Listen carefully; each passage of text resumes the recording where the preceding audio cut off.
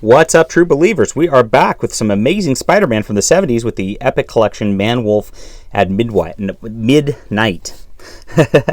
Gary Conway is the writer of this, and Ross Andru is really the artist on most of it. And here it is, Amazing Spider-Man 124 to 142 in Giant Size Superheroes number 1.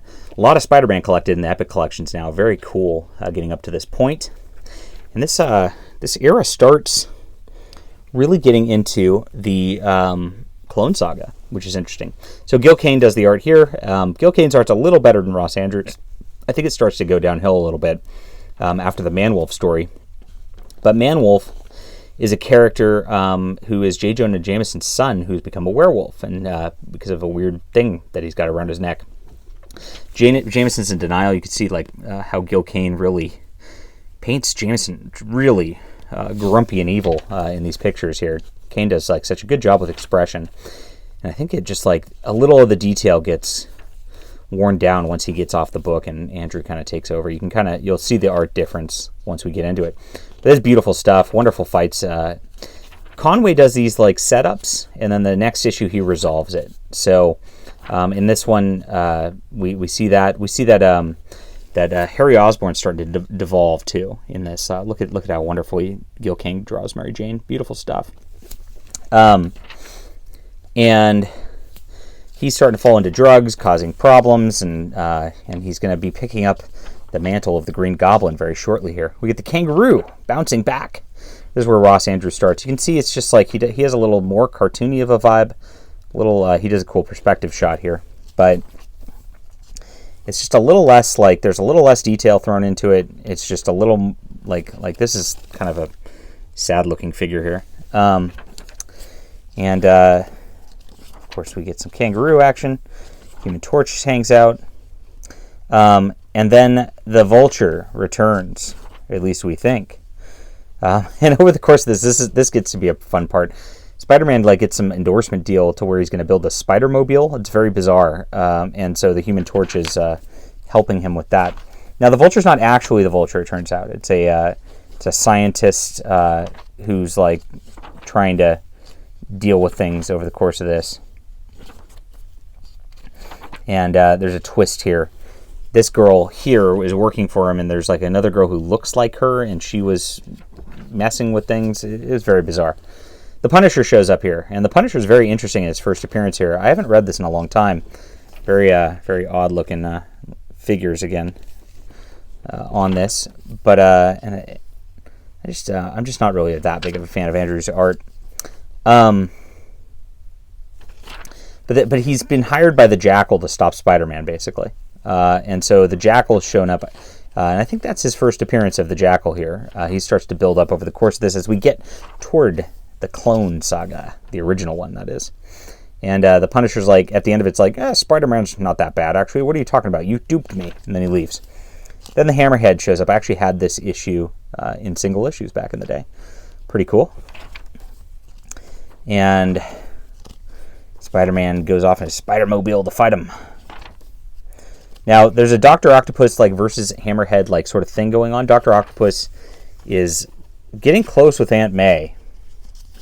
And here's where they kind of end. They've teased this before in the series, so it's kind of retreading this again. You see as they're about to get married here until the gang war breaks it up. They fly away to an island, and then there's a fortress there, and it blows up at the end. Very odd. The Molten Man returns. So lots of returning characters like this showing up. Doc Ock and Hammerhead, of course. Molten Man has been out for a while. He's looking for a cure, basically, for himself, for his terrible molten nest there. And we learn a little bit about him and Liz Allen, his sister, as she comes back. She's been out of this for a while, too. This Giant Size Superhero is a Morbius and Man-Wolf and Spider-Man sort of team-up, or Morbius and Man-Wolf team-up, rather, I should say, against Spider-Man. Pretty big issue. I read this in the Man-Wolf collection and the Morbius collection already. Very bizarre looking J. Jonah Jameson there. I don't know what's up with that one. And Morbius is looking for a cure for himself there. The Tarantula shows back up here.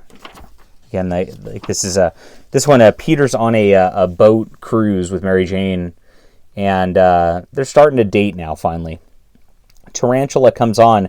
Peter does the disappears while on the boat, and then shows up as Spider-Man. Yeah, nobody's gonna figure that out, buddy. It's kind of silly. And again, just I don't like the art by Andrew so much. It's just, I don't know. That comes across as pretty lazy to me.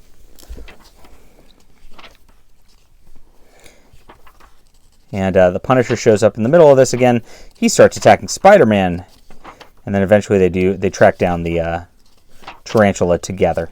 And for some reason, Punisher decides not to kill the Tarantula and just kind of wanders off, which I found very out of character for the Punisher. But, maybe the Punisher just gets meaner later. I don't know. You see the Harry Osborn sort of tease here. And then the Green Goblin lives again. And he knows who Peter is at this point. And so it's a bad deal. And I wonder, you start to wonder, how is Peter going to get out of this one when the Green Goblin knows who he is? And he takes off. He's threatening Peter's life. This is a really great storyline right here. It's showing Harry Osborn's development into this. It's pretty fun and good stuff. And he's got of course, he did the Bond villain thing. I've got your aunt and Flash Thompson and Mary Jane all tied up in 3 different locations. One of them has a bomb. You need to figure out which one is which. Very silly. And Spider-Man goes and takes care of that. And how does he get out of it? Well, Harry Osborn tells him he's Peter Parker's Spider-Man, and the cops are like, you're just crazy. So, yeah, I guess it works. Oh my gosh. Mindworm is an interesting character who shows up through here. Peter Parker moves into or I guess he's rooming with Flash Thompson, and there's this mind controlling kind of freak in this odd issue where it's a single issue rather than a twofer here. And now the Grizzly shows up, and this guy's kind of a new character, but he's just kind of crazy in a grizzly suit. It's much like a rhino suit or whatever. And he's going after J. Jonah Jameson because he was a wrestler who, it's a cool backstory. This was actually really done well.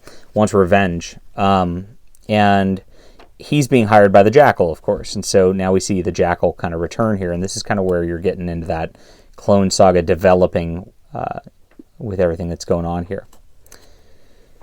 Very cool stuff. And it ends with a Mysterio tale where Peter Parker crashes his Spider-Mobile. Wonders if he's going crazy, but it ends up it's Mysterio. And, decent stuff. Like I said, they're two-parter issues for the most part. And, I think the art's not as good as Gil Kane or John Romita or Steve Ditko, so we're kind of down on that. It's stagnating Peter a little bit, but he is developing a little bit with Mary Jane too, so decent stuff. But this is probably, of the first 8 Epic collections, of which this is number 8, this is probably maybe